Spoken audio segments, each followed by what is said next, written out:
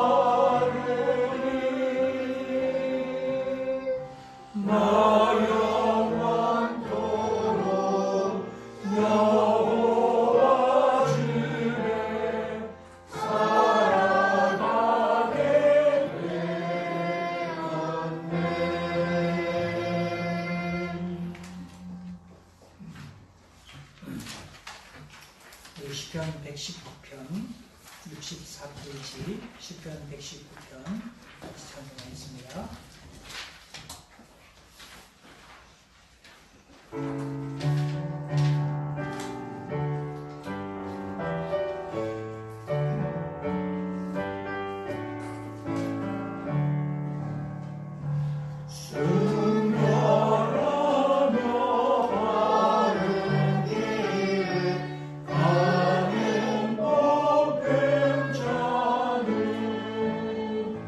어루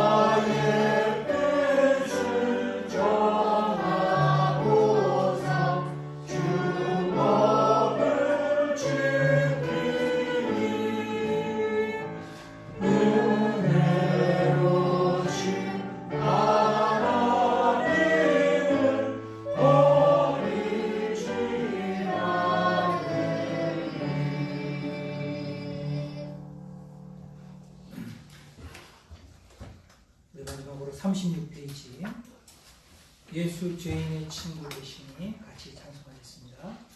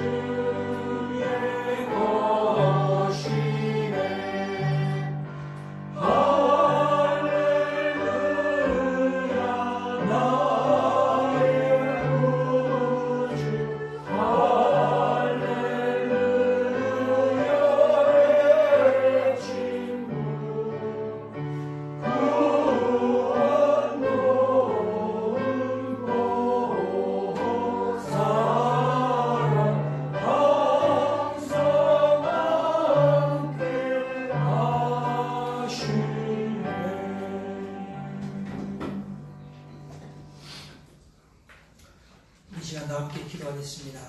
하나님께서 오늘도 우리를 예배의 자리로 부르시고 또 성찬의 자리로 우리를 초대해 주셨습니다. 우리의 영혼의 양식이 되어주시고 생명이 되어주신 우리 주 예수 그리스도를 우리가 기억하고 또 그분 안에서 하나님이 주시는 참된 평안과 위로를 누릴 수 있기를 바랍니다. 오늘 이 시간 하나님께 예배로 나아가면서 우리 다 함께 주님의 은혜를 구하며 기도하도록 하겠습니다. 기도합시다.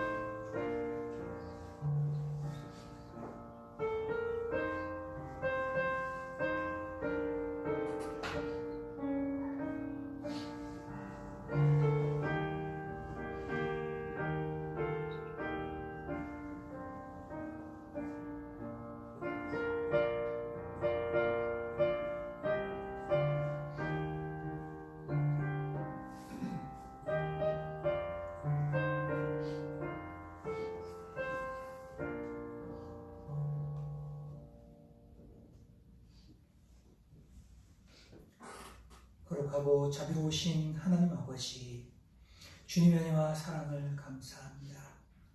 죄인들을 부르셔서 구원하여 주시고 삶의 고통 가운데 있는 자들을 위로해 주시고 하나님의 은혜를 구하는 자들에게 풍성하게 내려주시는 하나님의 그 은혜와 사랑을 감사합니다. 하나님 아버지, 참으로 죄악 가운데서 이 세상에 홀로 외로이 던져져 있는 죄인들에게 참으로 수고하고 무거운 짐진 자들아 다 내게로 오라 말씀하여 주시고 주님의 품 안에 불러주셔서 감사합니다. 하나님 아버지, 우리와 같은 죄인들을 버리지 아니하시고 우리의 친구가 되어주시고 우리의 연약한 인생들의 힘이 되어주시며 슬픈 자들에게 도움이 되어주시고 참으로 우리 주 예수 그리스도 안에서 우리의 모든 부족한 것을 채워주시는 하나님 아버지, 주님의 은혜를 감사를 드리옵나이다.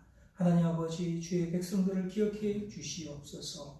참으로 우리가 참으로 살아왔던 모든 삶의 죄악들을 우리가 슬퍼하며 주의 도우심을 구합니다. 이기적이고 육신적이고 또 죄를 사랑하며 자기의 만족을 위하여 살아가지만 조금도 삶의 기쁨을 누릴 수 없었던 참으로 가련한 인생들을 주께서 불러주시고 예수 그리스도 안에서 참 도움을 얻게 하여 주셔서 감사합니다. 하나님 아버지, 오늘도 우리가 주님께서 우리를 이 성찬의 자리로 초대해 주셔서 그리스도 안에서 참된 만족을 누리게 하여 주시니 감사합니다. 하나님 아버지, 우리 주 예수 그리스도의 그 십자가가 참으로 어떻게 우리의 죄를 구원하고 사망의 음침한 거리에 앉아있는 영혼들에게 생명의 빛이 되어주셨는지 우리가 다시금 돌이켜 생각하게 하여 주시옵소서. 우리의 유일한 구원의 소망이 우리 주 예수 그리스도밖에 없음을 발견하게 하시고 그리스도에게 감사하며 그를 사랑하며 그에게 충성을 다짐할 수 있는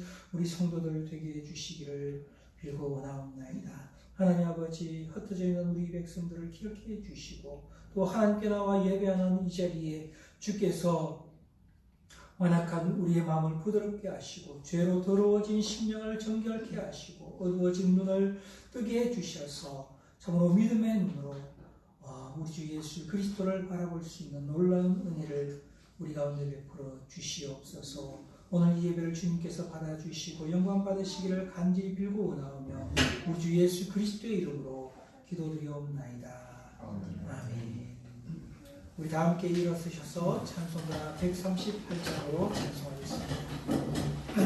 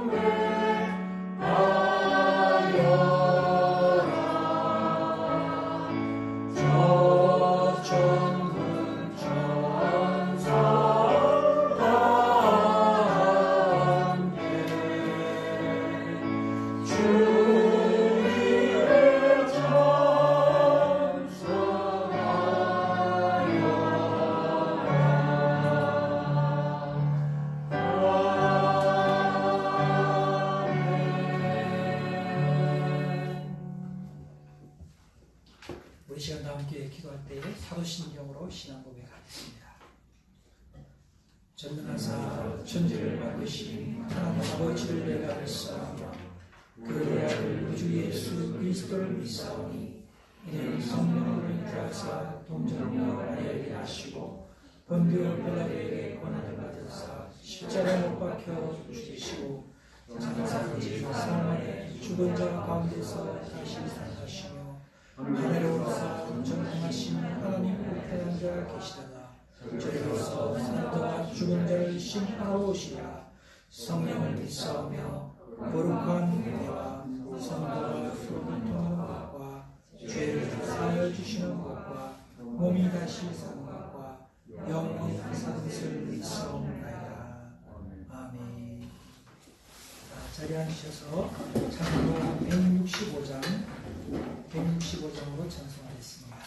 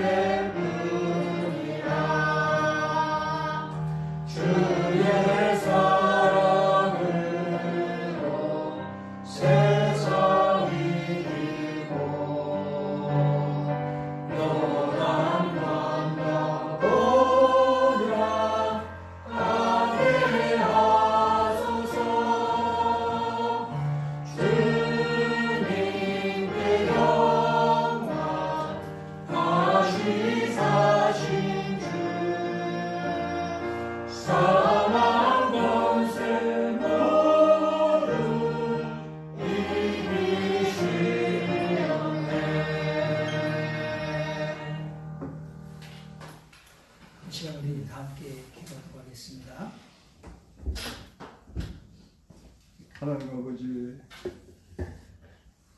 오늘도 저희들을 이 예배 자리까지 인도하여 주시고 또한 함께 우리들이 창조주 하나님께 예배를 하게 하심을 감사와 찬송과 영광을 돌려드립니다. 저희들이 하나님의 참된 자녀로 거듭남을 받은 저희들이지만 이 땅의 삶을 살면서 늘 하나님의 자녀다운 삶을 살지 못했음을 하나님 고백합니다. 때로는 세상적 삶으로 치우치려는 그러한 때도 있었고, 그러한 마음 가운데서도 성령 하나님께서 우리의 마음을 다시 다잡게 하여 주셔서 주의 참된 길로 갈 수 있는 은혜를 허락하신 주님, 오늘도 저희들이 하나님의 은혜의 예배 자리로 보내주셨사오니 이 예배로 통하여 저희들이 풍성한 은혜를 누리지 않고서는 결코 이 험악한 세상을 바르게 살아갈 수 없음을 저희들이 고백합니다. 하나님, 저희들을 불쌍히 여겨 주셔서 하나님의 아들 독생자 예수 그리스도를 이 땅에 보내주셔서 우리들을 구원해 주신 그 사랑의 하나님의 참된 뜻을 저희들이 바로 깨달아 우리에게 닥쳐지는 여러 가지 어려움과 고난이 있다 할지라도 주님이 계시는 그 천국을 향하는 순례자의 삶에 조금 더 지장한 부정함이 없게 하시고, 그러므로 통하여 저희들이 항상 하나님의 은혜로 통하여 힘을 얻어 천국의 소망으로 이겨가는 승리의 삶들이 될 수 있도록 주께서 인도하여 주옵소서. 오늘 또 이 예배 가운데 찬송과 기도와 또한 하나님의 귀한 말씀을 듣는 귀한 시간과 성찬 예식과 여러 가지 일들이 있사오니 하나님 순서마다 함께하여 주셔서 저희들이 특별히 이 순서마다 행해질 때 예배의 대상인 하나님을 바라보게 하시고, 그 하나님을 통하여 우리의 예배자로서의 삶이 어떠한 것을 깨달아 이 귀한 예배 시간이 될 수 있도록 주께서 인도하여 주옵소서. 이 예배 자리에 함께 나오지 못한 우리 해외에 가 있는 명종의 형제와 또 군에 가 있는 아들들과 또한 멀리서 공부하고 있는 귀한 딸도 있사오니 저희들에게도 이 예배에 함께 참석하게 하시고, 또한 인터넷으로 들어지는 모든 우리 형제 자매들에게도 같은 은혜 허락하여 주셔서 귀한 예배에 함께 동참함으로 통하여 이 예배 가운데서 마귀 사탄이 틈타지 못하도록 주께서 인도하여 주옵소서.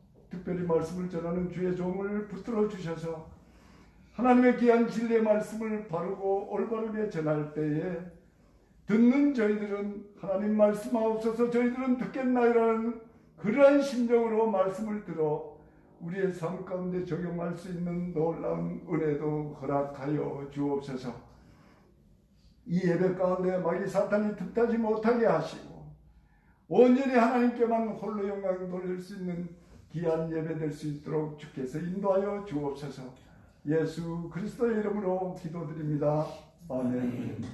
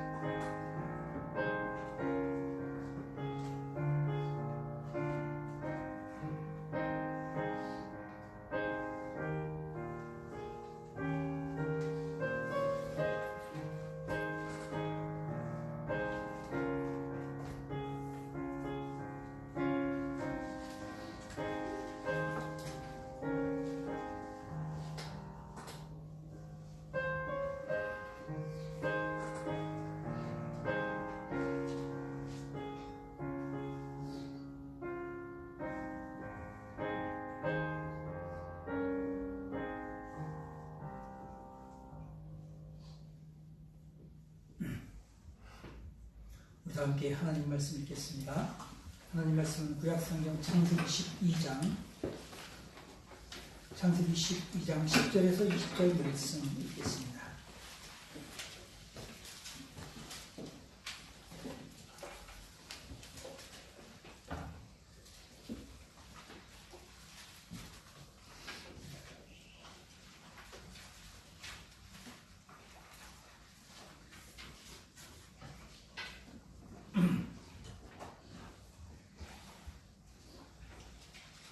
그 땅에 기근이 들었으므로 아브라함이 애굽에 거류하려고 그리로 내려갔으니 이는 그 땅에 기근이 심하였습니다. 그가 애굽에 가까이 이르렀을 때에 그의 아내 사레에게 말하되 내가 알기에 그대는 아리따운 여인이라. 애굽 사람이 그대를 볼 때에 이르기를 이는 그의 아내라 하여 나는 죽이고 그대는 살리니 원컨대 그대는 나의 누이라 하라. 그러면 내가 그대로 말미암아 안전하고 내 목숨이 그대로 말미암아 보존되리라 하니라. 아브라함이 애굽에 이르렀을 때에 애굽 사람들이 그 여인의 심히 아리따움을 보았고 바로의 고관들도 그를 보고 바로 앞에서 칭찬하므로 그 여인을 바로의 궁으로 이끌어들인지라. 이에 바로가 그로 말미암아 아브라함을 후대함으로 아브라함이 양과 소와 노비와 암수 나귀와 낙타를 얻었더라. 여호와께서 아브라함의 아내 사레의 일로 바로와 그 집에 큰 재앙을 내리신지라. 바로가 아브라함을 불러 이르되 내가 어찌하여 나에게 이렇게 행하였느냐? 내가 어찌하여 그를 내 아내라고 내게 말하지 아니하였느냐? 내가 어찌 그를 누이라 하여 내가 그를 데려다가 아내를 삼게 하였느냐? 내 아내가 여기 있으니 이제 데려가라 하고 바로가 사람들에게 그의 일을 명하매 그들이 그와 함께 그의 아내와 그의 모든 소유를 보내었더라. 아멘. 말씀 연애를 위해서 잠시 기도하겠습니다. 거룩하고 자비로우신 하나님 아버지, 주의 은혜를 감사합니다. 우리 성도들을 한 주일 동안 지켜주시고 또 이렇게 하나님을 예배할 수 있는 자리로 불러주셔서 감사합니다. 이것이 하나님께서 우리에게 주신 은혜에 대한 감사이며 또 보답이 되게 하시고 하나님께서 이 예배를 통하여서 진정으로 영광받아 주시옵소서. 우리 모든 성도들이 오늘 말씀을 들을 때에 하나님께서 우리에게 주시는 영적인 진리를 깨닫게 하여 주시옵소서. 오직 성령께서 우리 모두의 마음을 사로잡아 주의 말씀을 깨닫게 해주시고 또 믿음으로 성찬에 참여하게 하시고 하나님과 영적인 교제를 나누면서 우리 모든 성도들의 영혼이 거룩하여지며 하나님이 주시는 신령한 은혜로 저희의 영혼이 새롭게 해 주시옵소서. 오늘도 말씀을 전하는 자를 붙들어 주시고 또는 우리 모든 성도들을 주의 성령께서 감동 감화시켜 주옵소서. 감사하고 주 예수 그리스도의 이름으로 기도드리옵나이다. 아멘.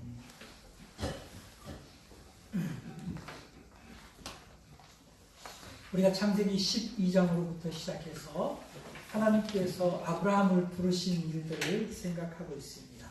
여러분, 우리는 지난 시간에 어떻게 아브라함이 갈대아 우르 우상의 땅에서 하나님의 부르심을 받아서 그가 하나님의 백성으로 그곳을 떠나 가나안에 이르게 되었는지를 생각하였습니다. 여러분, 아브라함의 믿음의 여정은 우리 모든 그리스도인의 삶이 어떤 것인지를 생각할 수 있도록 도와주고 있습니다. 여러분, 우리 모두는 이 세상에서 하나님의 부름을 받아서 이전에 하나님을 모르고 자기를 위하여 육신을 위하여 살던 삶에서 이제는 돌이켜 하나님의 백성이 되고 하나님의 뜻에 순종하여서 우리의 남은 인생을 살아가야 하는 그런 존재들입니다. 여러분, 그러므로 우리들도 아브라함이 자신이 살았던 갈대아 우르를 떠났던 것처럼 우리도 우리의 본성에 익숙한 이 세상의 물질적이고 육신적이고 자기를 사랑하는 그런 모든 마음에서 돌이켜 오직 하나님을 바라보고 하나님의 말씀에 순종하며 살아가는 것이 어떤 것인지를 우리가 일생을 통해서 배워가야 하는 존재들이라는 것을 우리가 잊지 말아야 합니다.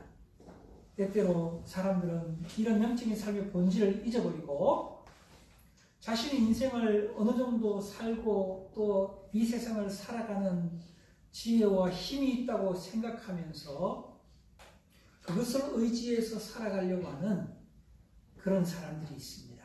여러분, 그런 사람들은 결코 하나님과 동행하기가 어렵습니다. 하나님께서 우리로 하여금 죄악된 본성을 가지고 있는 우리들이 참으로 그리스도 안에서 새로운 생명을 얻고 온전히 하나님과 동행하는 삶이 되기 위해서 여러분, 우리는 많은 어려움들을 경험하게 되는 것입니다. 그것이 바로 이 아브라함의 삶에서도 그대로 나타나고 있습니다. 여러분, 우리가 창세기 12장부터 시작하는 아브라함의 삶을 한번 곰곰이 생각해 보십시오. 우리가 여러 번 이 창세기를 읽고 공부했기 때문에 어느 정도 이 아브라함에 대해서 알 것입니다. 여러분, 아브라함이 하나님의 부름을 받아서 가나안 땅에서 살아갈 때에 그의 삶에 무슨 특별한 특징이 있는가 생각해 보면 뭐 그런 게 별로 없습니다. 그가 뭐 위대한 나라를 이룬 것도 아니고, 그가 무슨 업적을 이룬 것도 아니고, 그의 삶이라는 것은 오로지 그 당시에 사람들이 생각하는 것처럼 어떤 한 도시를 정하고 거기에 자기 터전을 삼고 거기에서 자기 일생을 안전하게 먹고 마시는 그런 삶을 이룩한 것도 아닙니다.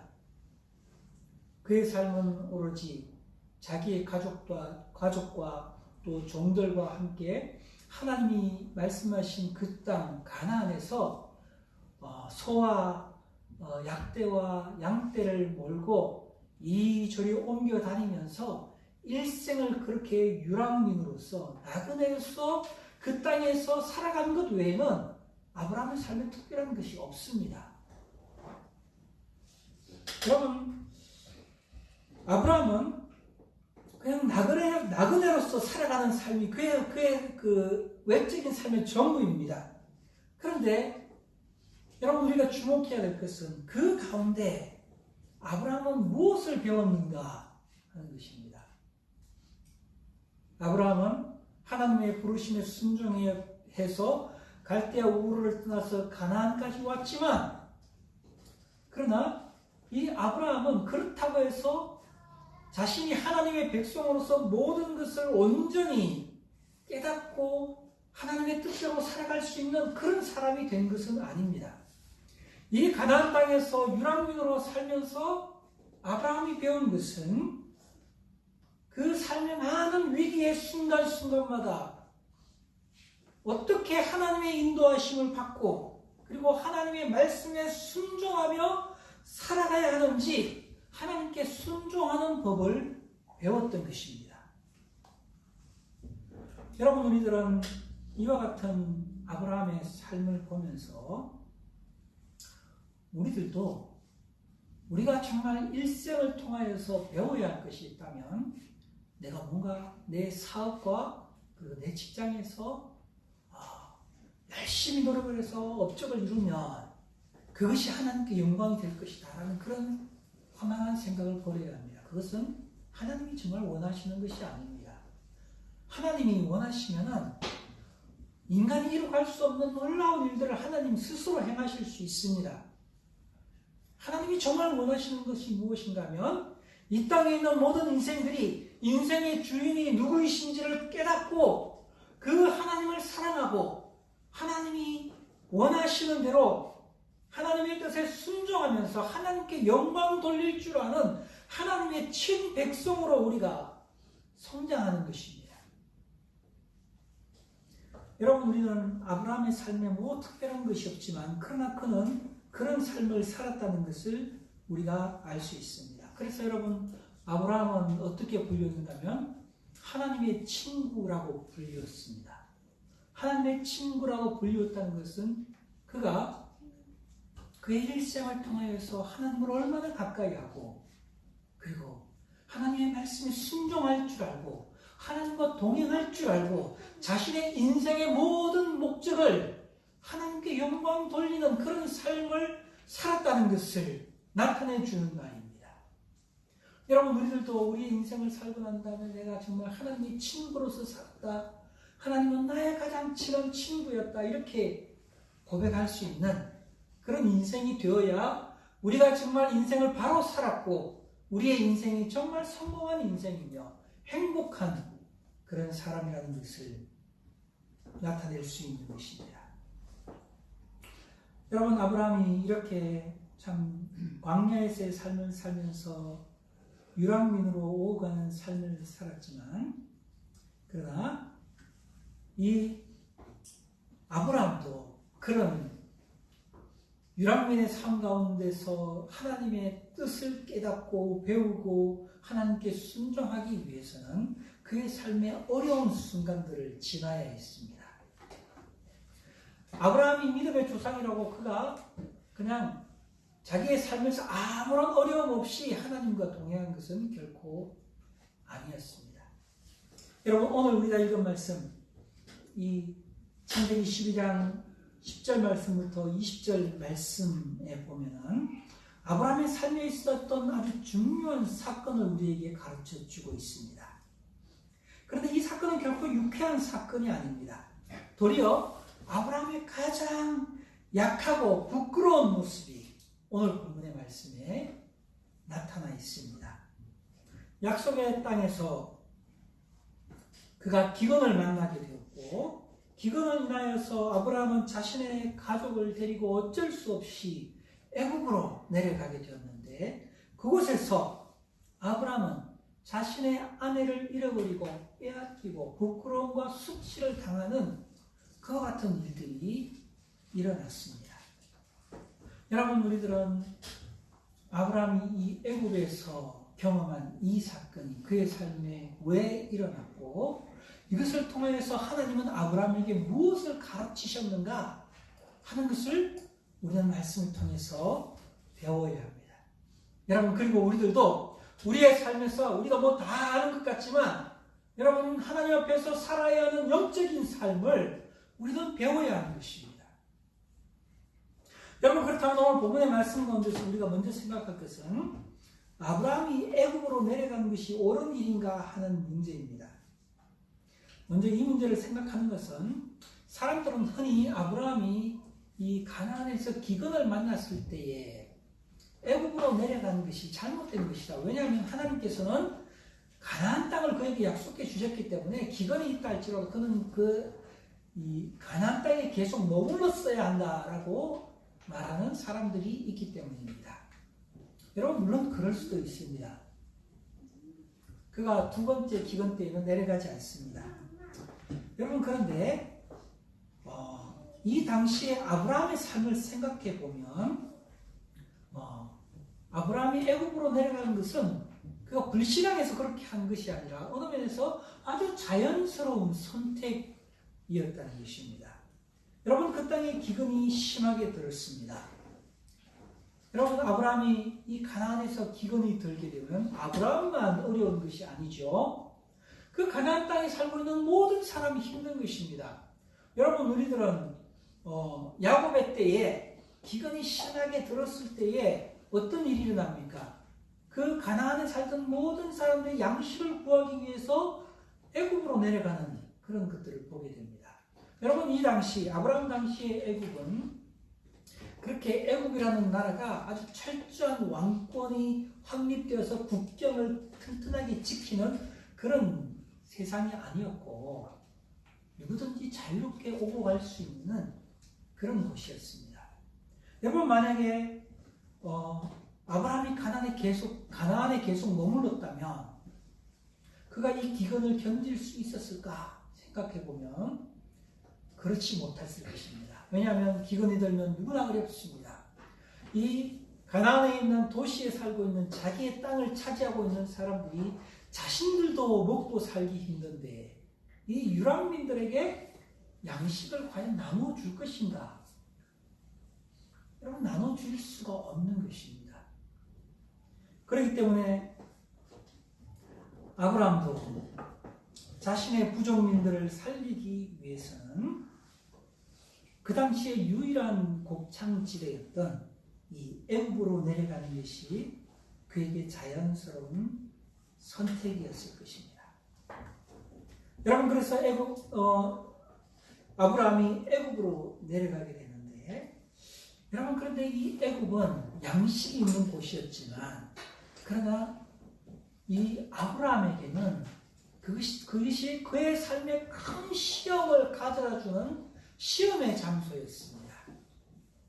그가 이 애굽에서 시험을 당한다는 것은 우연히 불행하게 그렇게 된 일이 아니라 하나님의 섭리 가운데서 그렇게 된 일이다라고 우리는 볼 수 있습니다. 아브라함이 믿음으로 갈대아 우르를 떠났는데, 그래서 가나안에 거하였는데, 이 가나안은 하나님께서 그에게 주리라 약속하신 약속의 땅이었는데, 이 가나안에서 극심한 기근을 만나서 그곳을 떠나야 한다는 것은 또 하나의 아이러니한 일이지만, 그러나 하나님께서는 때때로 우리 성도들의 삶에 이런 기근과 같은 어려움을 통과하게 하십니다. 이런 어려움을 우리에게 허락하시는 이유가 무엇입니까? 우리를 괴롭게 하기 위한 것이 아니라 하나님께서는 자기의 백성을 연단하시고 그들을 믿음 가운데서 세우기 위하여 이런 어려움을 허락하시는 분이 하나님이라는 것을 알아야 합니다. 여러분, 그래서 신약 성경의 저자들도 항상 우리 성도들이 당하는 시험은 믿음의 시련이고, 하나님께서 이 시험을 통하여서 우리로 구비하고 온전하여 조금 더 부족함이 없는 사람으로 만드신다라고 우리에게 가르치고 있지 않습니까? 여러분, 그렇다면 우리는 아브라함이 이 애굽으로 내려갔을 때에 당하는 이 어려움은 하나님께서 무엇인가 이 아브라함의 삶에 부족하고 또 결핍된 무언가가 있어서 하나님께서 그 부분을 만지시고 다루셔서 이 아브라함을 온전하고 구비한 사람이 되도록 그의 믿음을 성장하게 하기 위하여 하나님께서 아브라함을 이곳으로 이끄셨다라고 생각할 수 있습니다. 여러분, 우리들은 오늘날 어떤 사람들이 아브라함을 말하면서 참 우리가 믿는 자는 복 받는다라는 말로 사람들을 미혹하게 하는 경우들이 많습니다. 그런데 여러분 보십시오. 아브라함이 믿음의 결단을 하고 가나안 땅으로 들어왔지만 그 약속의 땅에서 그가 잘 먹고 잘 살고 평안한 것이 아니라 이런 기근을 당하지 않습니까? 여러분, 그러면 우리는 예수 믿으면 복 받는다라고 하는 말을 그냥 아무런 생각 없이 내뱉어서는 안 되는 것입니다. 그것은 인간의 욕망에서 나온 말이지 신앙의 원리에서 나오는 말들은 아닙니다. 도리어 믿음의 삶에는 시험이 주어지는 것입니다. 이 시험은 우리의 믿음을 테스트하는 것이며 우리를 온전케 하기 위한 하나님의 섭리 가운데서 있는 일입니다. 여러분, 아브라함이 기근의 때에 애굽에 내려갈 때에 그가 당한 시험이 무엇입니까? 그것은 아브라함이 그의 삶에서 꼭 알고 배워야 할 영적인 원리를 가르치기 위한 것이었습니다. 여러분, 어느 면에서 이 아브라함이 이제 가나안 땅을 오르내리며 살았다는 것은 여러분, 그가 굉장히 안정적인 어떤 무리를 이루고 있다는 의미이기도 합니다. 그들이 이 유랑민의 삶을 살려고 한다면 아브라함이 롯이나 자기의 아내나 종 몇 명을 데리고 유랑 생활을 했다고 생각하기 어렵습니다. 그렇게 가족 단위로 몇 명이 유랑 생활을 한다면 분명히 다른 부족들이 그들을 쳐서 그들을 죽이고 그들의 재산을 빼앗아갈 것이 분명하기 때문에 자기를 방어할 수 있는 어떤 규모 이상의 그런 부족을 이루어야만 안전할 수 있는 것이기 때문에 그렇습니다. 그래서 어떤 학자들은 이때 아브라함의 그 가족의 규모가 종들과 어린이들을 합치면 1000명 정도는 됐을 것이다 라고 보는 사람들도 있습니다. 왜냐하면 아브라함이 나중에 롯이 사로잡혀 갈 때에 그가 자기의 조카 롯을 구하기 위해서 자기가 길러 온 그 사병을 데리고 가는데 그 사병이 몇 명입니까? 318명입니다. 싸움을 할 수 있는 장정이 318명이라면 여러분, 그에 딸린 가족들과 어린아이들까지 합치면 능히 1000명 이상이 되었을 것이라고 생각할 수 있는 것입니다. 아브라함의 삶의 초기였다 할지라도 아마도 그 정도 규모를 생각할 수 있는 것입니다.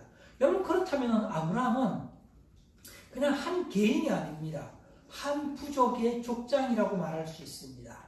한 부족의 족장이라면 그냥 양 몇 마리를 이끌고 왔다 갔다 하는 그런 사람이 아니라 많은 것들을 생각해야 합니다. 가족의 질서도 생각해야 되죠. 소와 양을 먹일 장소도 생각해야 되죠. 그 부족의 질서도 돌아봐야 되죠. 여러분, 그것을 잘 경영할 수 있는 능력이 있는 사람이 아브라함이다, 이렇게 생각할 수 있을 것입니다. 어느 면에서 아브라함은 조그만 한 나라의 이 군주와 같은 그런 사람이다라고 생각할 수도 있습니다. 그것은 아브라함이 개인적으로는 가정의 권위나 아니면 자기의 종들에 대한 권위와 질서를 바로 잡을 수 있는 그런 지도자로서의 역량을 가지고 있는 사람이라고 생각할 수 있는 것입니다. 그런데 여러분, 이 아브라함이 부름받았을 때에 아브라함이 하나님의 이 백성으로서 이 땅을 살아갈 때에는 그렇게 이 한 가정의 지도자로서의 이 역량만으로는 부족한 것입니다. 하나님의 나라를 이뤄가기 위해서는 거기에 더 중요한 요소가 있는데, 그것은 무엇인가 하면 한 가정의 가장으로서 다른 사람들을 영적으로 정서적으로 돌볼 수 있는 자질이 필요한 것입니다. 즉, 왕으로서의 자질도 있어야 되지만 제사장으로서의 자질도 있어야 되고 선지자로서의 자질도 있어야 되는 것입니다. 여러분, 그렇다면 아브라함에게 가르치시기를 원하시는 하나님의 뜻이 무엇인가 하면 그가 당하는 시험을 통해서 잘 알 수 있습니다. 아브라함이 애굽에 내려갔을 때 그가 당한 어려움이 무엇입니까? 그것이 바로 10절에서 13절 말씀에 나와 있습니다. 11절 말씀을 보시면 그가 애굽 가까이에 이르렀을 때에 그의 아내 사라에게 말하되 내가 알기에 그대는 아리따운 여인이라. 애굽 사람이 그대를 볼 때에 이르기를 이는 그의 아내라 하여 나는 죽이고 그대는 살리리니 원하건대 그대는 나의 누이라 하라. 그러면 내가 그대로 말미암아 안전하고 내 목숨이 그대로 말미암아 보존되리라 라고 말하고 있습니다. 여러분, 아브라함의 고민은 그 당시에 사람들의 풍습 때문에 그가 느끼는 두려움이 있었습니다. 그 당시의 사람들은 오늘날과 같이 그런 법체계가 잘 세워진 곳이 아닙니다. 그가 유람 생활을 하는 동안에는 누가 그를 건드릴 사람이 없겠지만 이제 애굽에 들어가게 된다면 자기보다 훨씬 더 큰 세력을 가지고 있는 그런 사람들이 있는 것입니다. 그런 사람들에게 들어갔을 때에 그 당시에 사람들이 어떤 그 관습이 있었는가 하면 이 남자들은 죽이고 여자들과 재물을 약탈해 가는 일들이 흔한 일들이었기 때문에 아브라함은 자기가 애굽에 들어갈 때 자기가 당할 수 있는 위험을 인지했는데 그게 무엇인가 하면 자기의 아내 사라가 정말 아름답고 매력적인 여인이어서 다른 사람들이 자기의 아내를 탐내게 된다면 누군가 자기를 죽이고 자기 아내와 재산을 빼앗아갈 그런 위험이 있다는 것을 그가 아주 실제적으로 인식했다는 것입니다. 이것은 공연한 생각이 아니라 그 당시 관습적인 그 야만 행위였기 때문에 그것이 이 아브라함과 사라에게 심각한 문제가 되었다는 것을 보여주는 것입니다. 여러분, 이와 같은 위험을 느꼈을 때 아브라함이 한 결정이 무엇입니까? 사라를 아내라고 하지 말고 누이라고 하자는 것이었습니다. 거기에 대해서 사라도 동의한 것으로 보아서 이것이 아브라함의 어떤 비겁함이라든가 아니면은 불신앙에서 나온 것이 아니라 그들이 합리적으로 생각해서 그런 결정을 내렸던 것입니다. 그런데 이 결정은 하나님을 기쁘시게 하지 못하였습니다. 아브라함이 자기의 부족함을 보여주고 있는 것이었습니다. 하나님께서 맺어주신 자기의 아내를 어떻게 보호하고 사랑하고 지켜야 하는지 아브라함은 아직 그 이해가 부족했던 것입니다. 그래서 그가 이런 결정을 하게 된 것이었습니다. 아브라함이 이런 태도에서 그가 비록 하나님의 부르심을 받았지만 그의 지식은 하나님의 뜻을 완전히 아는 것이 아니었습니다. 그가 믿음으로 하나님께서 주신 도성을 바라보고 궁극적으로 영원한 상급을 사모하는 마음이 있었지만, 그러나 그는 그 여정의 동반자인 자신의 아내를 어떻게 사랑하고 보호하고 함께 해야 되는지 그 당시 사람들의 일반적인 생각에 머물러 있었습니다.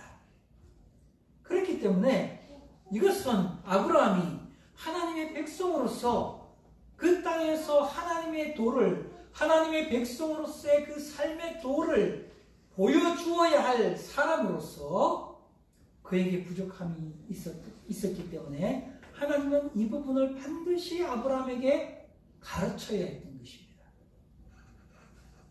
여러분, 신약성경은 이 부부의 도리, 아내에 대한 사랑에 대해서 교훈해 주고 있습니다.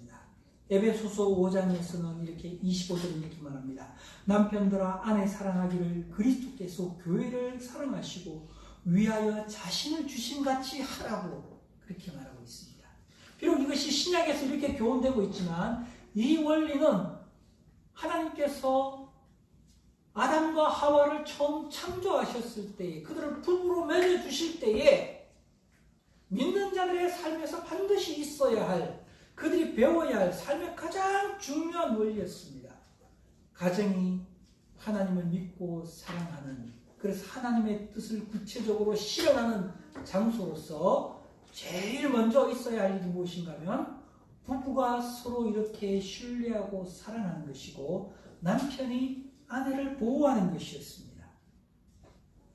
여러분, 에베소서 5장 28절은 이렇게 말합니다. 이와 같이 남편들도 자기 아내 사랑하기를 제 몸같이 할지니 자기 아내를 사랑하는 자는 자기를 사랑하는 것이다, 이렇게 말합니다.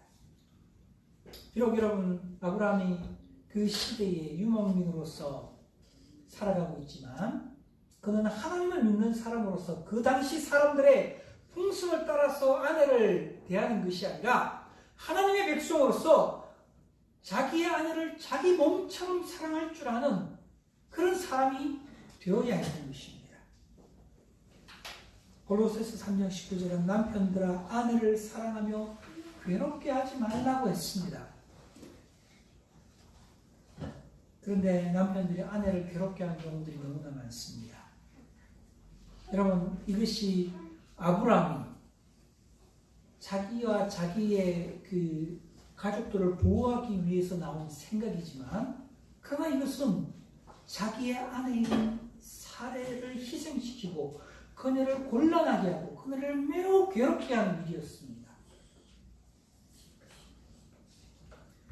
여러분, 하나님은 부부에게 하나님의 뜻에 순종하며 하나님의 영광을 위하여 사는 그것을 목적으로 서로 함께 하도록 하였습니다. 그것을 위해서 서로 사랑해야 하는 것입니다. 그래서 서로에 대한 의무가 있는 것입니다. 사랑하고 복종할 의무가 있습니다. 신의를 지키고 보호해 주어야 할 의무가 있는 것입니다. 여러분, 이것은 너무나 신비하고 중요한 것이어서 그리스도와 교회와의 관계로 그렇게 비유될 정도입니다. 여러분, 그러나 아브라함에게는 이런 아내 사랑에 대한 영적인 깨달음이 부족했습니다. 그래서 그는 지극히 인간적인 생각을 했습니다. 하나님은 기근을 인하여 그 어려움을 통해서 아브라함의 이런 부족을 고치시기를 원하셨던 것입니다. 여러분, 하나님의 백성으로 가장 중요한 가정의 원리를 그가 배워야 할 필요가 있었던 것입니다. 그래서 하나님은 아브라함을 시험하셨던 것입니다. 여러분, 그러면 우리는 한번 생각해 보십시오.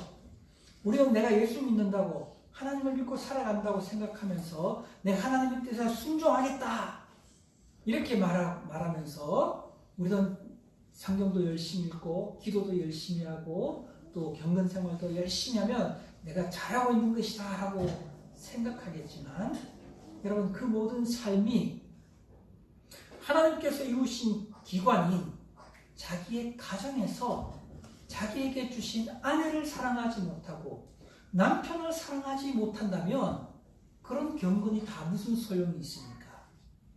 그는 지적으로는 하나님을 알고 믿지만 실천적으로는 하나님을 부인하는 불신앙의 삶을 살고 있는 것입니다. 여러분, 그러므로 우리들도 하나님이 우리에게 주신 이 믿는 자의 삶이 무엇인지를 잘 이해해야 하는 것입니다. 여러분, 우리가 아내를 사랑하지 않고 남편을 사랑하지 않고서 하나님께 기도한다는 것은 불가능한 것입니다. 여러분, 그래서 하나님은 아브라함에게 그가 자기의 가족을 위해서 먹고 사는 것만 책임지는 사람이 되면 안 된다고 가르치고 있는 것입니다.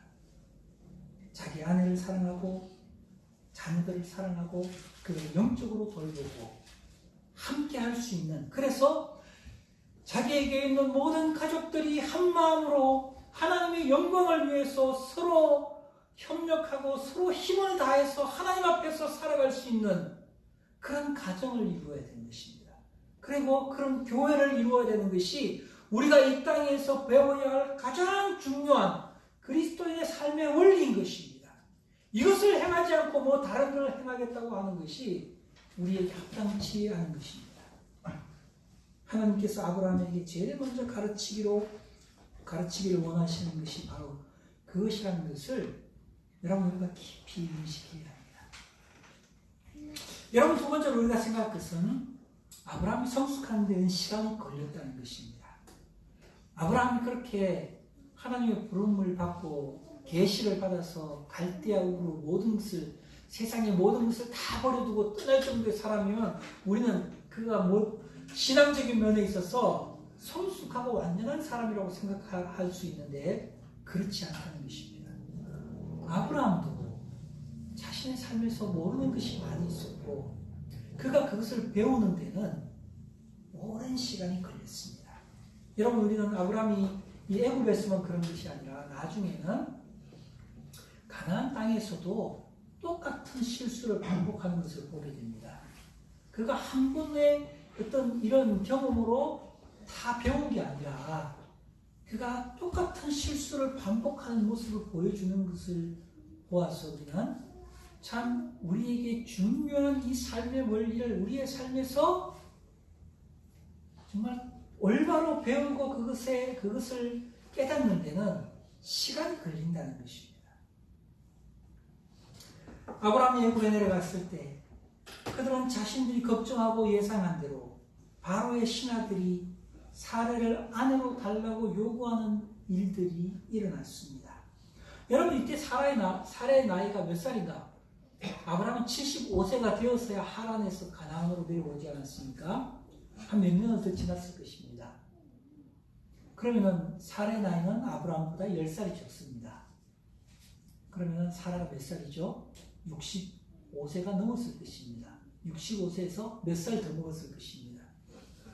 그럼 65세면 할머니 아닙니까? 우리로 보면, 그죠?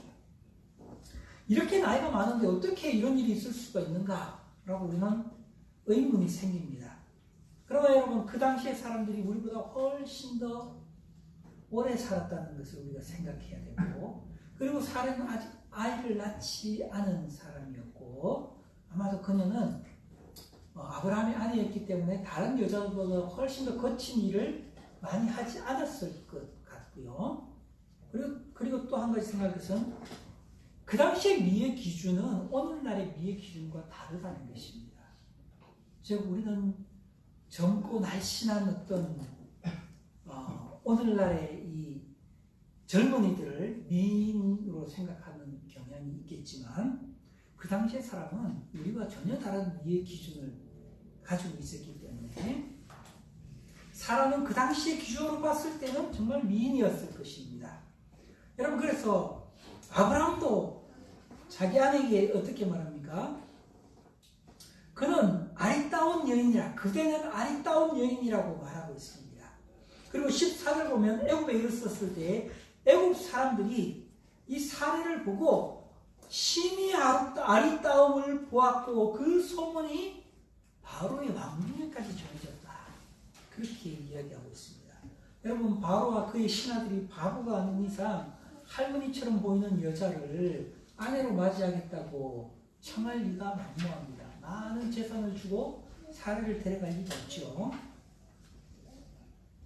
여러분, 사례가 그녀의 아름다움이 많은 사람들에게 회자되고 그리고 바로의 왕궁에까지 알려졌다는 것은 이 아브라함과 그의 가족이 기근의 때에 애굽에 들어가서 양식만 구해가지고 바로 나온 것이 아니라는 것을 알게 해주죠. 바로 나왔다면 양식이 금방 떨어져서 또다시 돌아와야 됩니다.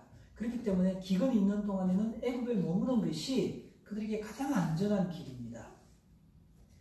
여러분, 그렇기 때문에 이 사례의 아름다움이 바로의 왕궁까지 전해졌던 것입니다.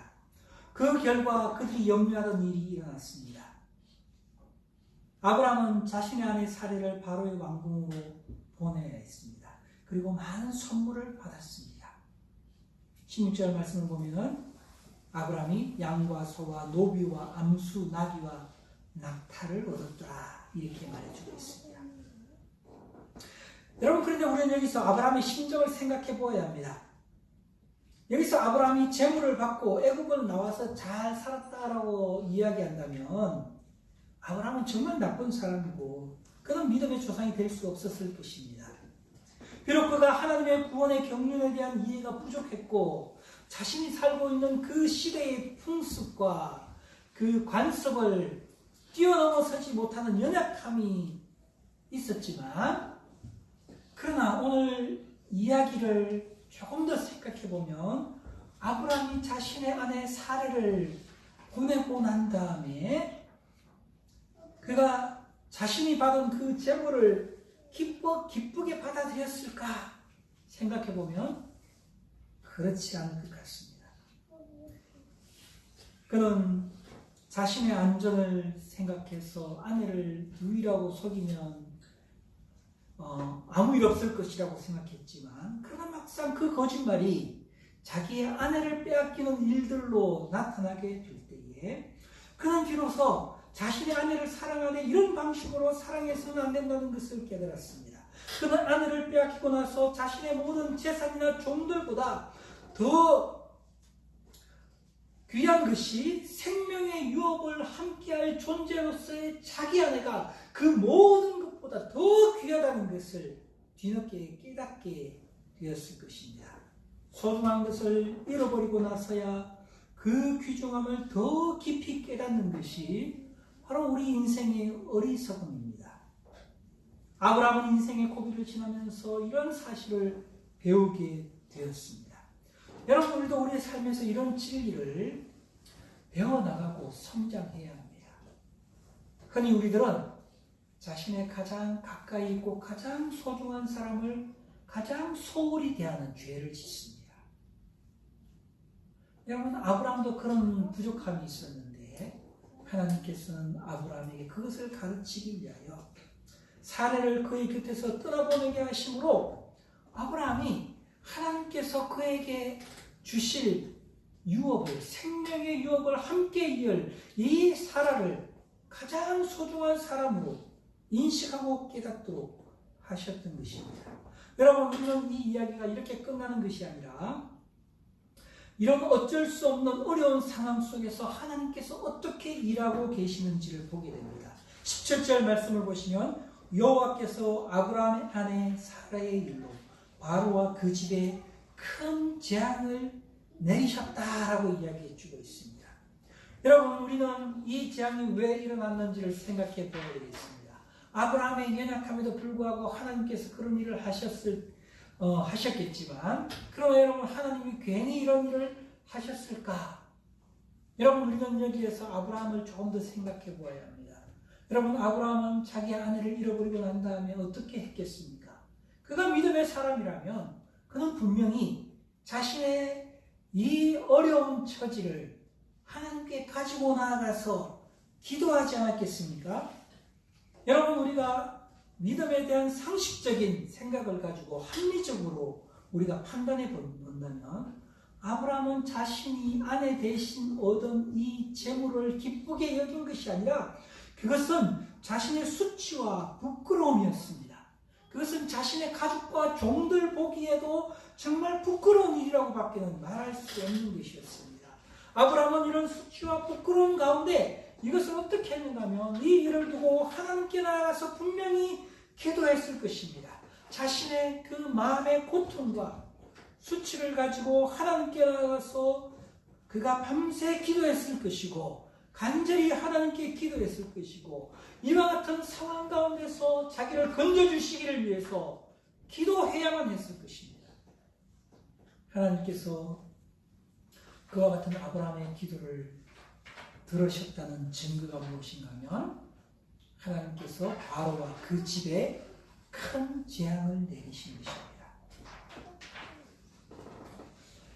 여러분, 아브라함이 믿는 자의 올바른 삶의 길, 자기의 아내를 사랑하는 것이 어떤 것인지를 분명하게 깨닫게 되었을 때에, 그가 하나님 앞에 간절히 기도하였을 때에, 그의 신앙의 생각이 성장하고 영적으로 깨달음을 얻게 되었을 때에 하나님께서는 이와 같은 아브라함을 보셨고 그리고 아브라함을 위하여 하나님께서 일하셨습니다.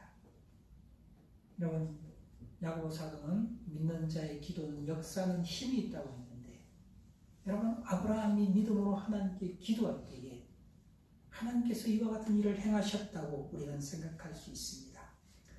여러분, 하나님이 개입하셔서 이 바로의 집에 재앙을 내림으로 바로는 왜 자기의 집에 이런 재앙이 일어나는 것을 부지런히 살폈을 것입니다.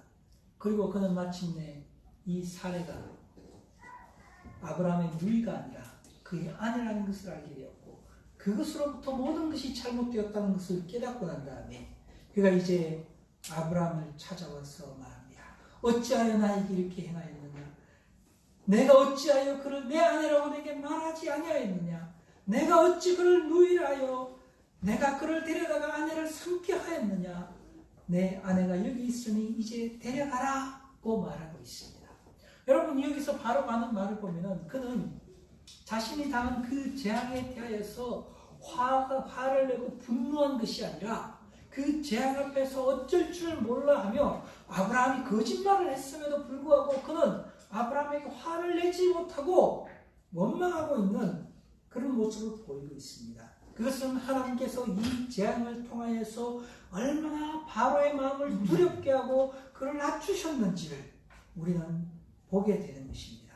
하나님께서 자기의 백성을 위하실 때에 그 어떤 권력자도 하나님의 백성을 해할 수가 없는 것입니다. 그래서 아브라함은 자기의 아내와 그의 모든 소유를 데리고 무사히 애굽을 나올 수 있었습니다. 여러분, 우리는 이 사건을 통하여서 그 아브라함의 후손이 오랜 후에 이 애굽에 들어가서 갔다가 다시 나오게 되는 사건과 이 사건이 겹치는 것을 보게 됩니다. 여러분, 하나님께서는 이 일을 통하여 아브라함에게 가정의 원리, 부부의 도리, 어떻게 아내를 사랑하고 함께 믿음을 나누고 하나님을 섬겨야 하는지를 깨닫게 하시고 가르쳤던 것입니다. 아내는 그저 함께 생활을 위해서 필요한 사람이 아니라 그가 정말 자기의 목숨과 같이 사랑해야 하는 사람이라는 것을 깨닫게 해주셨습니다.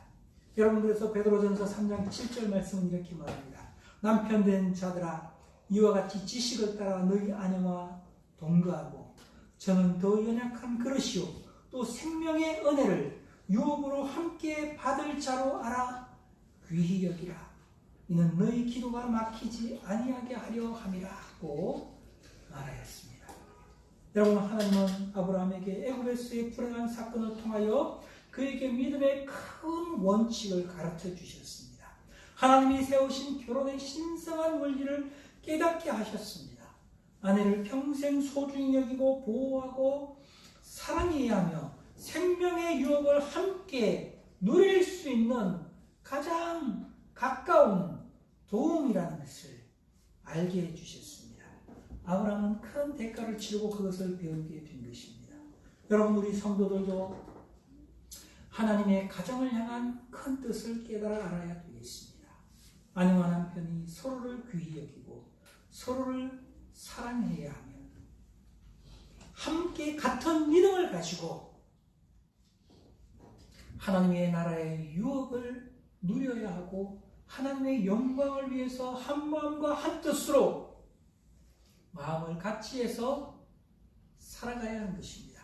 그렇게 살아갈 때에 하나님이 우리의 삶을 통하여 우리의 그 믿음을 통하여 영광을 받으시는 것입니다. 자기 아내를 돌보지 아니하고 혼자 교회를 열심히 한다고 하나님이 기뻐하시는 것이 아닙니다. 자기 혼자 성경 열심히 읽고 기도한다고 하면서 자기의 가정을 버려두는 것을 하나님이 기뻐하지 않습니다. 하나님은 참으로 우리 모든 성도들이 이렇게 사랑의 띠로 하나가 되어서 한 마음과 한 뜻으로 하나님을 섬겨나가는 것을 하나님이 기뻐하시는 것입니다. 비록 연약하지만 우리도 아브라함처럼 시간이 걸리더라도 이 진리를 깨닫고 배워서 나이가 들수록 서로를 깊이 이해하고 사랑하고 관용하고 섬길 줄 알고 믿음의 도리를 따라서 사랑의 띠로 강력하게 묶여진 그런 가정으로 우리의 일생을 살 수 있어야 하는 것입니다. 그것이 하나님께서 아브라함에게 가르치기 원하는 것이었습니다. 여러분, 우리 모든 성도들도 우리의 삶에서 그런 삶을 살아갈 수 있는 성도들이 되시기를 바랍니다. 다 같이 기도하겠습니다. 여러분, 이 시간 다 함께 들은 말씀을 가지고 하나님 앞에 기도하도록 합시다.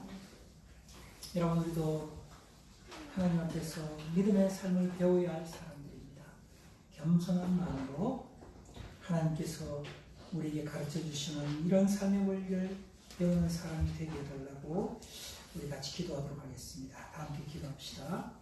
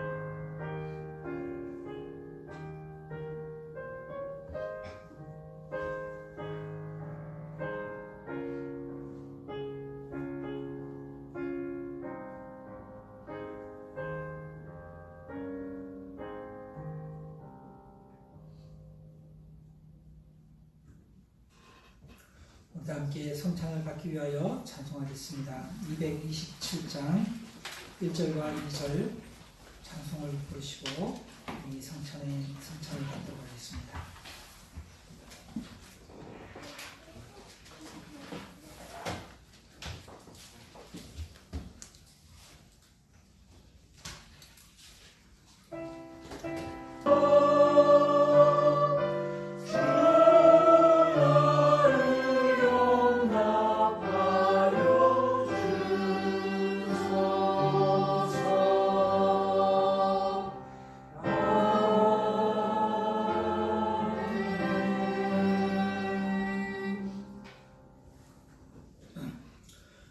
떡을 받기 위하여 말씀을 읽고 떡을 받겠습니다.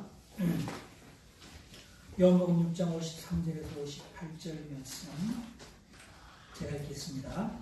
예수께서 이르시되 내가 진실로 너희에게 이르노니 인자의 살을 먹지 아니하고 인자의 피를 마시지 아니하면 너희 속에 생명이 없느니라. 내 살을 먹고 내 피를 마시는 자는 영생을 가졌고 마지막 날에 내가 그를 다시 살리리니 내 살은 참된 양식이요 내 피는 참된 음료로다. 내 살을 먹고 내 피를 마시는 자는 내 안에 거하고 나도 그 안에 거하나니 살아계신 아버지께서 나를 보내심에 내가 아버지로 인하여 사는 것 같이 나를 먹는 그 사람도 나를 인하여 살리라. 이것은 하늘로서 내려온 떡이니 조상들이 먹고도 죽은 그것과 같지 아니하여 이 떡을 먹는 자는 영원히 살리라. 아멘. 우리 주님께서 우리를 위하여 십자가에서 자기의 살을 찢으시고 생명을 내어주심으로 우리의 죄를 대속해 주셨습니다. 우리가 이 떡을 받기 전에 먼저 이 말씀을 생각하시면서 우리 같이 기도하시고 우리 김준명 형제가 우리를 대표해서 기도해 주시고 떡을 받도록 하겠습니다. 함께 기도하겠습니다.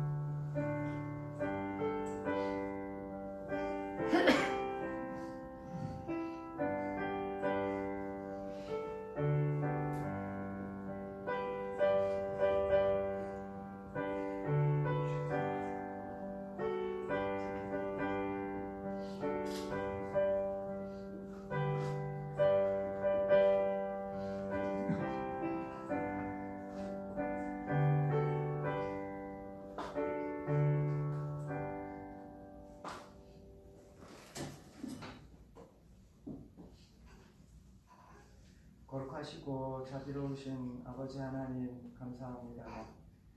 저희와 같이 부족하고 죄악 가운데 죽어있던 자를 불쌍히 여기시고 아들을 육신의 모양으로 보내시며 우리를 위하여 고난을 받으시고 십자가에 못 박혀 죽게 하심으로 우리의 죄를 대속하여 주시오니 감사드립니다.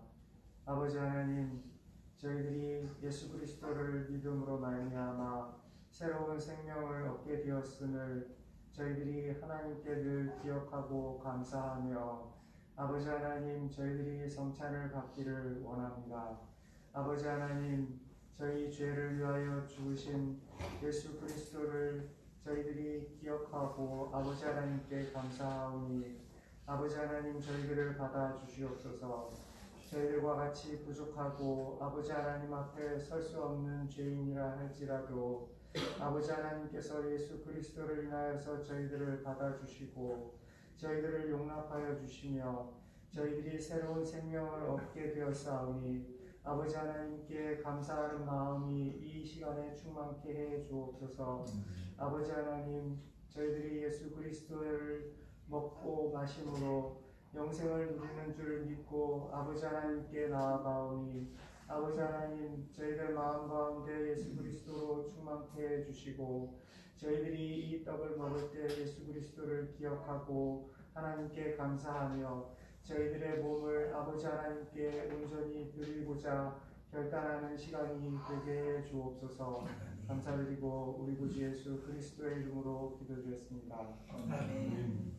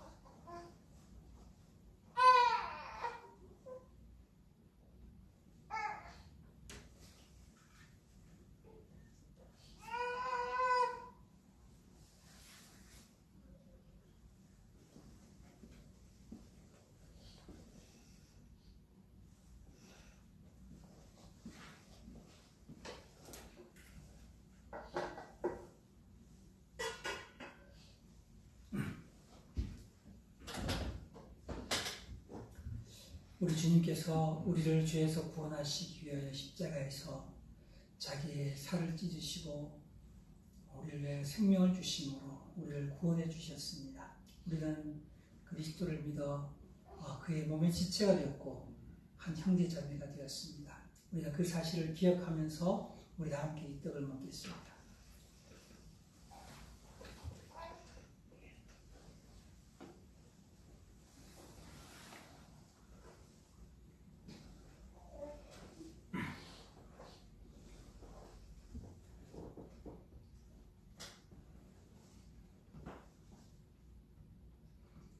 또 주님의 말씀을 따라서 우리가 잔을 받기 위하여 말씀을 읽고 같이 기도하겠습니다.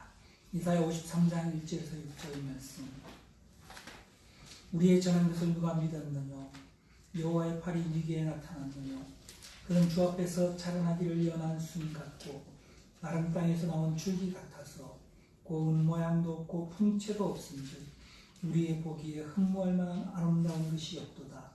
그는 멸시를 받아서 사람들에게 실어버린 바 되었으며 간고를 많이 겪었으며 질고를 아닌 자라.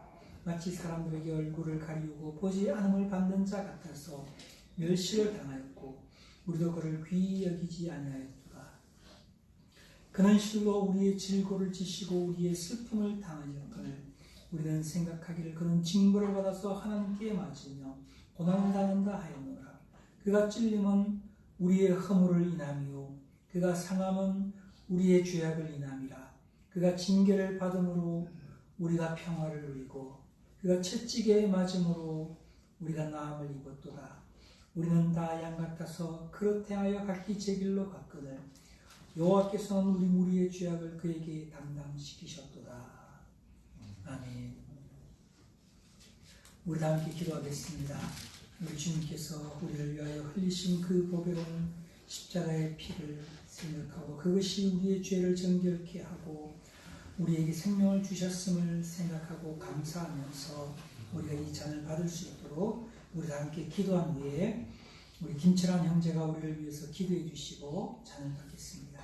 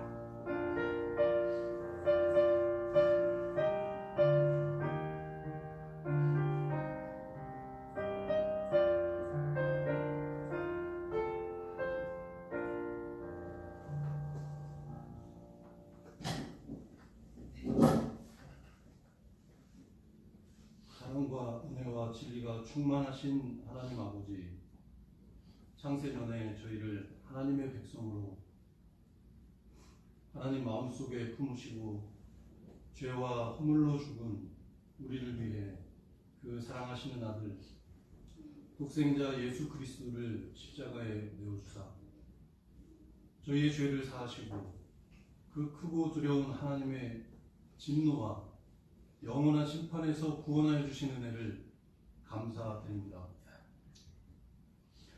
오늘날 저희가 이렇게 숨을 쉬고 또 기도하며 영육간의 삶을 살아가는 이 모든 것이 아버지 하나님의 크신 긍휼과 사랑과 은혜로 되어지는 것임을 깊이 깨닫고 감사드립니다. 이제 저희가 주님께서 명하신 대로 주님의 잔을 마시며 주님께서 흘리신 보혈의 은혜를 기념하고자 합니다.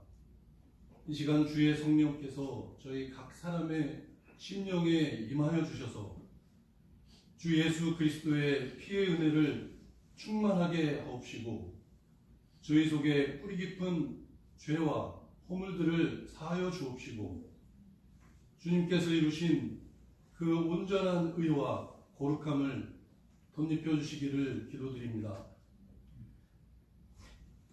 저희가 주님의 보혈을 의지하여 이제 거룩하신 하나님 아버지 앞으로 그 은혜의 보좌 앞으로 나아가고자 합니다. 보혈을 지나 아버지 하나님 앞으로 나아갈 때에 사죄의 은총과 거룩하게 하심과 하늘의 신령한 은사와 하나님의 복들로 하나님의 생명력으로 저희를 충만케 하옵시고 거룩한 하나님의 자녀로 하나님 앞에 세워 주시옵소서. 저희의 이 성찬 예식에 성령으로 함께하여 주시기를 간절히 기도하옵나이다. 우리 주 예수 그리스도 이름으로 간절히 기도하였습니다. 아멘.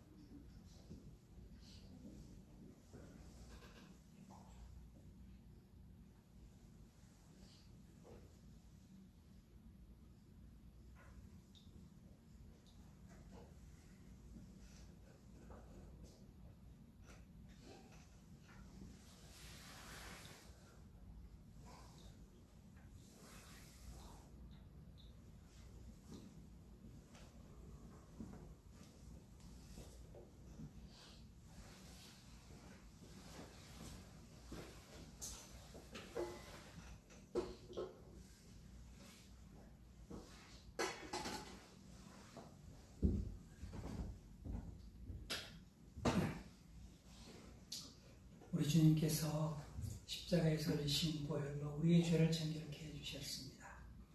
우리가 그 피로 마음이 깨끗해졌는지 돌아보시고 그리스도를 믿는 믿음 안에서 우리 주님을 위하여 거룩하게 살기로 다짐하면서 우리 다 함께 이 잔을 마시겠습니다.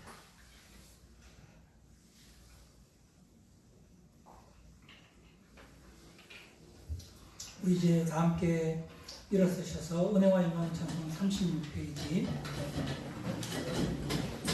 예수 죄인의 친구 되시니 같이 찬송하겠습니다.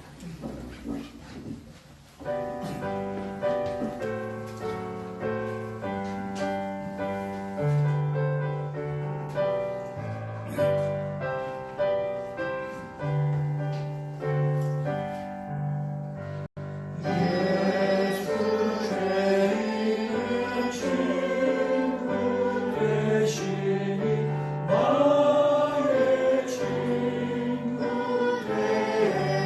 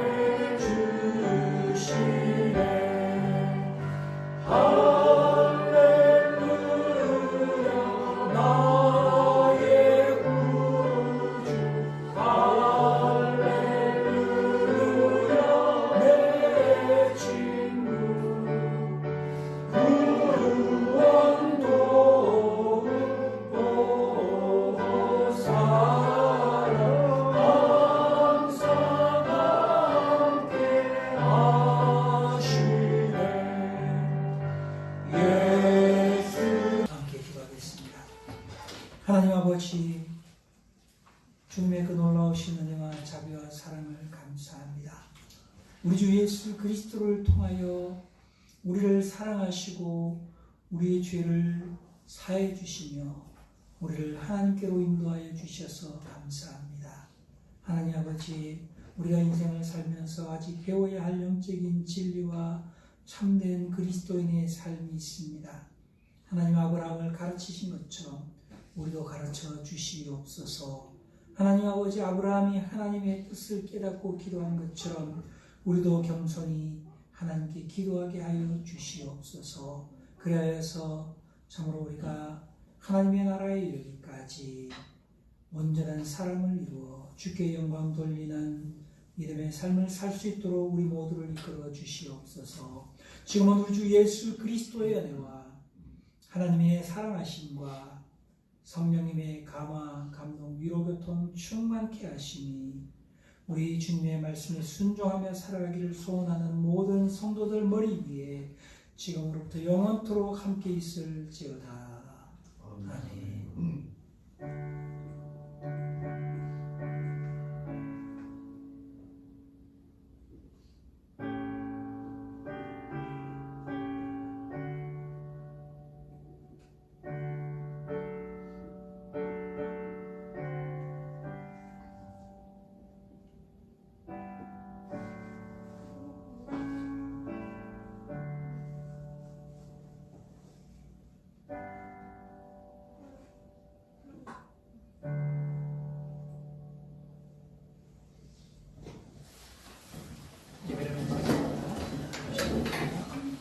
오늘도 하나님께서 우리 성도들을 인도해 주셔서 같이 하나님께 예배드리게 된 것을 감사드립니다. 예배가 마친 후에 간식을 가지시고 돌아가시기 바랍니다.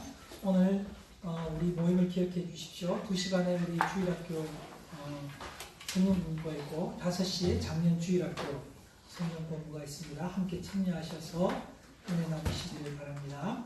주중에 우리 수요 기도회와 독서 모임이 금요일 저녁으로 바뀌었습니다. 금요일 저녁 독서 모임 여러분 참여해 주시고 책이 필요하신 분들은 저에게 말씀해 주시면 드리겠습니다. 그리고 다음 주일에는 우리 교회 연차 회의가 있습니다. 우리 교회 재정 보고와 예결산이 있겠습니다. 여러분 기도해 주시고 같이 참여해 주시면 감사하겠습니다. 우리 성도들 가운데 몸이 아파서 나오지 못한 분들 계십니다. 여러분 우리 위해서 기도해 주십시오. 우리 태우자매 위해서 기도해 주시고 또 우리 우임자매 위해서 기도해 주시기 바랍니다. 여러분 우리 코로나 가운데 건강 조심하시고 또 건강하게 지내셨다가 주일날 같이 예배드리면 좋겠습니다.